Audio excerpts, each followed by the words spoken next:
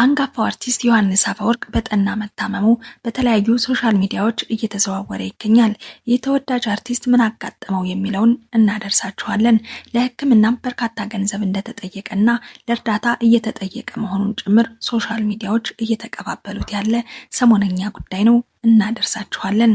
የኔ ወዳጅና ጠላት ማን ነው ብላችሁ ጠይቃችሁ ታውቃላችሁ?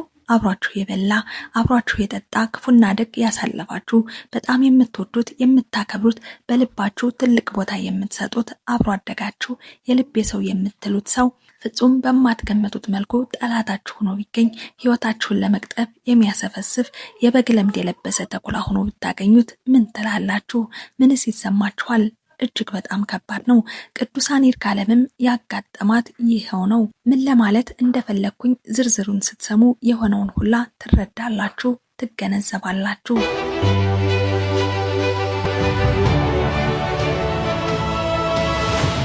ሰላም እንደምን ቆያችሁልን? የተወደዳችሁና የተከበራችሁ በሀገር ውስጥም በተለያየ የዓለም ክፍልም የምትገኙ ውድ የሳምራን አዲስ ቤተሰቦች እኛን ቀዳሚ ምርጫችሁ ስላደረጋችሁ ምስጋናችን ላቅ ያለ ነው። እንደሚታወቀው ቻናላችን አዳዲስ ወቅታዊ ትምህርት አዘል የሆኑ ታሪኮችን እንዲሁም ማህበራዊ የሆኑ ጉዳዮችን እየዳሰስን ወደ እናንተ ውድ ቤተሰቦች ተደራሽ የሚያደርግ መሰናዷችን ነው።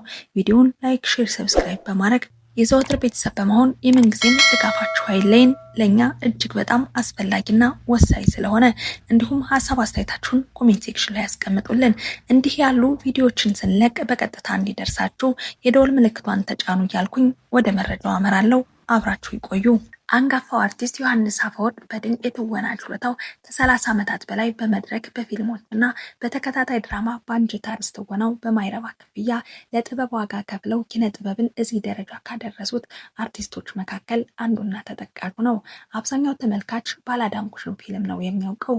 አርቲስት ዮሐንስ መድረክ ላይ ቲያትር ሲሰራ ቲያትር ቤት ውስጥ መጨረሻ ወንበር ላይ የተቀመጡ ተመልካቾች የዮሐንስን ጣፋጭና አስገምጋሚ ድምፅ ኩልል ብሎ ይሰማቸው ነበር። ተዋናይ ዮሐንስ ከወጣትነት ጊዜ ጀምሮ ከሰይፉ ፋንታሁንና ከፈለቀ የማሮሃ አበበ ጋር በበርካታ የቲቪ ድራማዎችን አስኮምኩመውናል።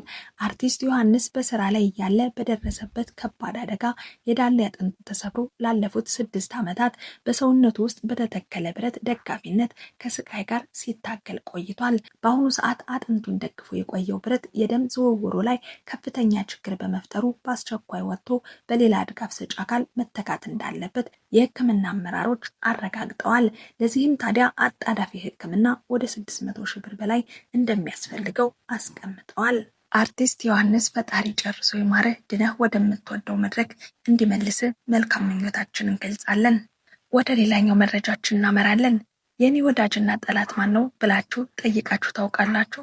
እጅግ በጣም ከባድ ጥያቄ ነው። በአሁኑ ወቅት በሀገራችን ኢትዮጵያ ወክላ በቬትናም በሚካሄደው የዓለም የቁንጅና ውድድር ሚስ ወርልድ ላይ በመሳተፍ የምትገኘው ሞዴል ሩታ ይርጋለም በውስጧ ትልቅ የሀዘን እሳት እያረረ ነገር ግን ሀገሯን ለመወከልና የሕዝቧን ሰንደቅ ዓላማ ለማንሳት እያደረገች ያለችው ጥረትና የከፈለችው መስዋዕትነት የብዙዎችን ልብ ነክቷል። ከጥቂት ቀናት በፊት በተፈጸመ አሰቃቂ ድርጊት የተወደደች እህቷ ቅዱሳን በግፍ ሕይወቷ አልፏል። ይበልጥ ህመም የሚያደርገው ደግሞ ይህንን ጭካኔ የተሞላበት እገታና ግድያ የፈጸመችው ለ10 ዓመታት ያክል አብራት የኖረች አብራ በልታ የጠጣችና እንደ ቤተሰብ የምትታይ የቅርብ ጓደኛዋ መሆኗ ነው። ለ9 ቀናት ታግታ በነበረችበት ወቅት አጋቾቹ እስከ 2.5 ሚሊዮን ብር የጠየቁ ቢሆንም ተደራድረው ገንዘቡን ለመስጠት በተሰጠው ቀጠሮ ሳይደርሱ ህይወቷን እስከ ወዲያኛው አጥፍተውታል።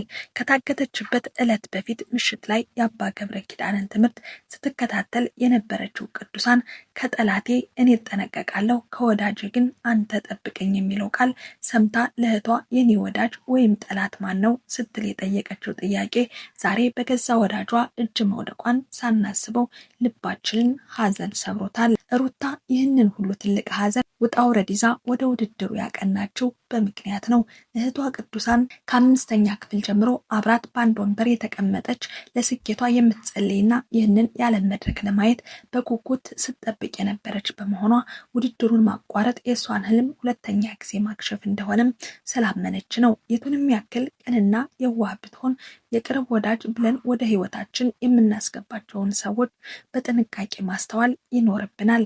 ወዴት እንደምንሄድ ከማን ጋር እንደሆንንና ያለንበትን ቦታ ወይም ሎኬሽን ለቤተሰብ ወይም ለምናምናቸው ሰዎች ሁልጊዜ ሼር የማድረግ ምን ማዳበር አለብን። በሰው ህይወትና ደም ተይዞ የሚመጣ ሀብትና ገንዘብ በጥፋት እንጂ በበረከት አይሆንም። ሰርቶ በመብላትና በላብ በመለወጥ ማመን ይገባል።